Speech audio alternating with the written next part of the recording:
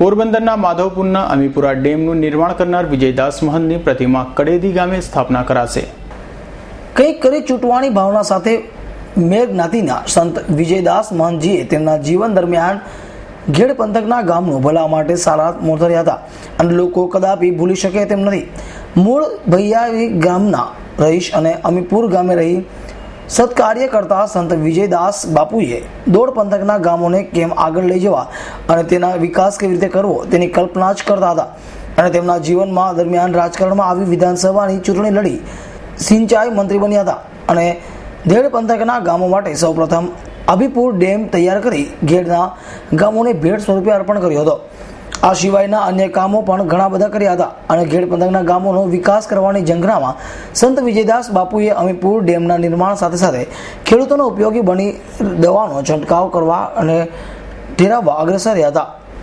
શિક્ષણ ક્ષેત્રના માધ્યમિક શાળાનું પણ નિર્માણ કરેલ અને સર્વ જ્ઞાતિના લોકો સાથે કોઈપણ જાતની ભેદભાવ રાખ્યા વગર સત્કાર્ય કરતા હતા।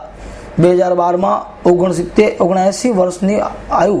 એ વિજયદાસ મહંત જ્યારે વિલાપ થયા હતા ત્યારે આખો દોડ પંથક ચોકમય બની ગયો હતો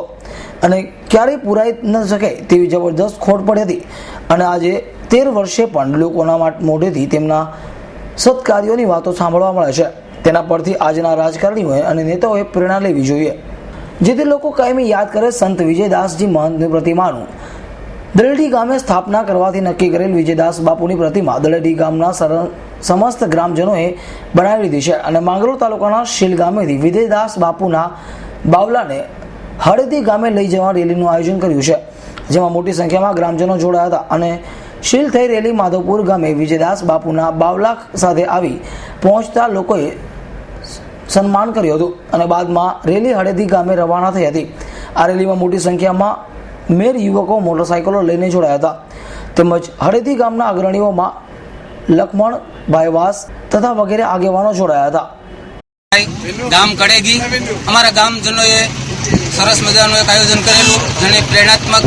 વાતો કહેવાય। મહંત વિજયદાસે જે અમારા સમાજને માટે પોતાનું હાડકાનું ખાતર કરી અને સમાજને ઉપયોગી એવું સરસ મજાનું એક ડેમ બનાવ્યું અને ડેમથી આજે આર્થિક પરિસ્થિતિ જે અમારા ગામડાની હતી 10-12 ગામડાની એને એ ફર્સ્ટ ક્લાસ રીતે આજે અમારી માગસી પૂરી કરી અને એક કૃષિ પ્રધાની હતા આધ્યાત્મિકતાની વરેલા એ કબીરપંથી હતા અને એનામાં ત્રિગુણાત્મક શક્તિ હતી અને એ ત્રિગુણાત્મક શક્તિને લીધેથી આજે અમે ધ્વજવંદન એક ચોંટાડી રેલીનું આયોજન કર્યું અને રેલીની અંદર અમારા ઘણા બધા યુવાનો વડીલોએ ભાગ લીધો અને અમે અહીં રેલી હવે સંપા સીલથી કડેગી જઈ રહ્યા છે અને રસ્તાની અંદર અમે બધા એક ગેપ રાખીને આ અમારો કાર્યક્રમ કરીએ અને મહંત વિજયદાસ અમારા પ્રેરણાત્મક અને અમારા મહાન સંત અને શાંતિલાલ મેવાડા, S9 ન્યૂઝ, માધવપુર।